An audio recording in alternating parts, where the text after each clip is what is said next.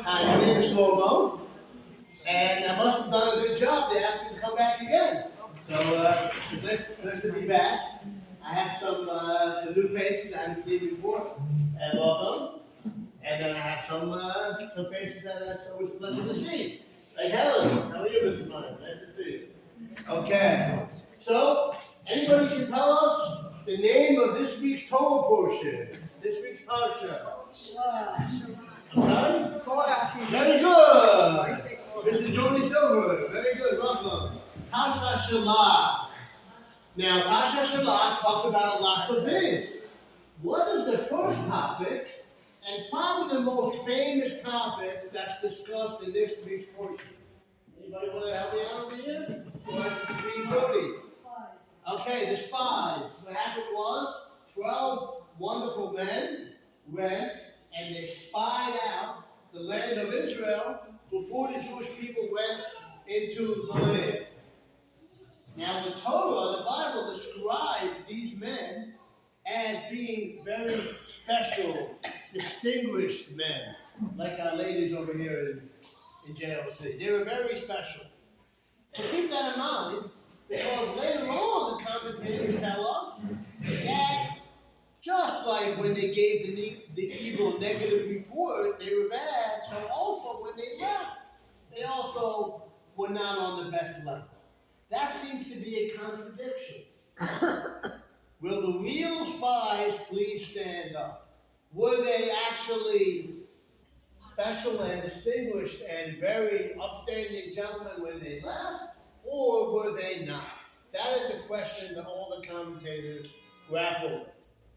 Today, I will attempt to give one answer to this question. That is based on something else. We all know that in the yeshivos, people study Talmud, the oral law. There are two types of Talmud. There's the Talmud Bavli, the Talmud that was gathered together in Babylonia. Okay, ladies, what other city produced a Talmud? Very good. The most famous and the most important city in our culture is none other than Jerusalem and the Talmud Yerushalmi. The Talmud Yerushalmi, the Jerusalem Talmud, tells us that when a person is promoted to a leadership position, all their sins are forgiven. We might be familiar with another part of that group. Okay, Joni, help me out over here. Who else gets all their sins forgiven? A chas and kala, a bride and groom, when they get married, they have a clean slate.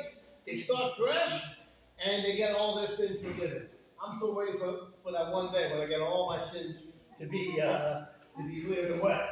Okay, but so now, getting back. So a lesser known part of that category, by the way, you do a great job, thank you, is the person who gets promoted to a leadership position.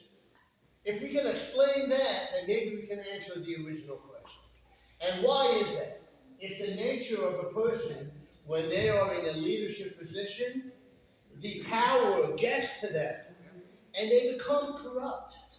That's why the Talmud tells us you get a fresh slate when you become a leader, because you need it. You eventually will unfortunately be prone to being in that position, and you might come to use the power for your advantage, and temporarily, hopefully, forget about why you were there in the first place. That could be the explanation of that Yerushalmi, of that Jerusalem piece. According to that, maybe we can answer the original question. The spies, when they left, they were upstanding, distinguished, very, very prominent people. But what happened? They became leaders. And when a person is put into such a position, like a leadership position, unfortunately, things get to them and they can, unfortunately, sin. So the two things are not contradictory. They were great when they left.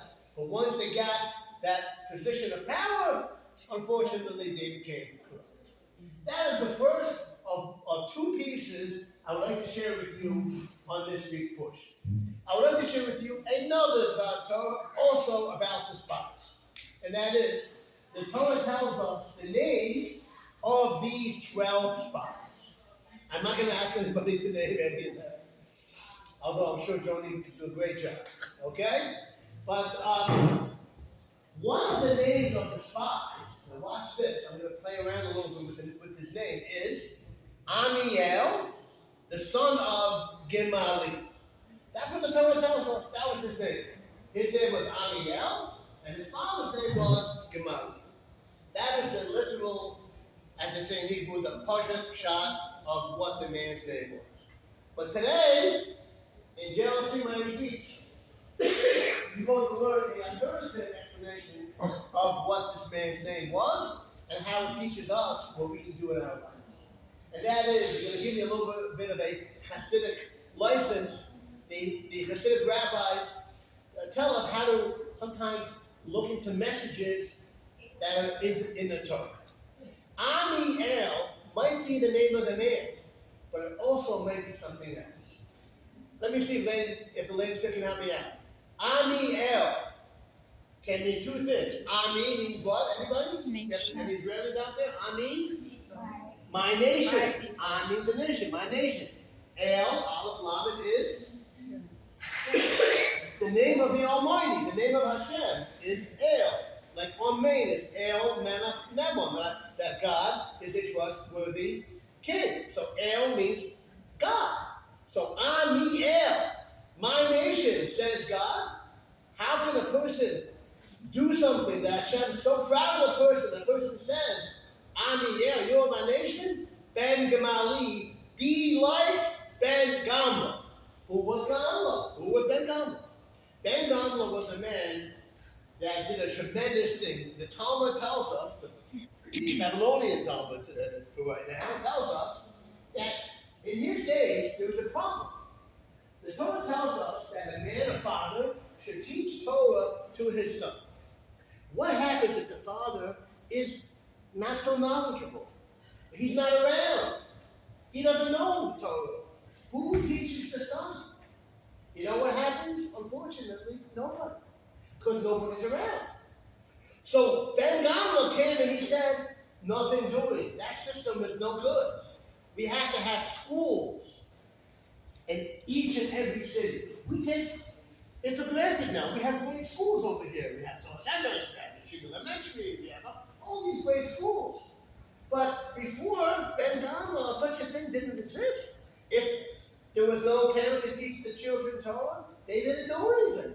So Ben Gamla came and he started the school system that we have right now. So it could be that maybe that's the message of the Torah. Again, Ami El, if a person wants to do the right thing that Hashem says, God says, this man, this woman, he's part of my nation, Ben Gamli. Be like Ben Gamla. Do things for the community. Just like Ben Gamla saw there was a need to have schools in a community. And a community needed something. They went up and they did something.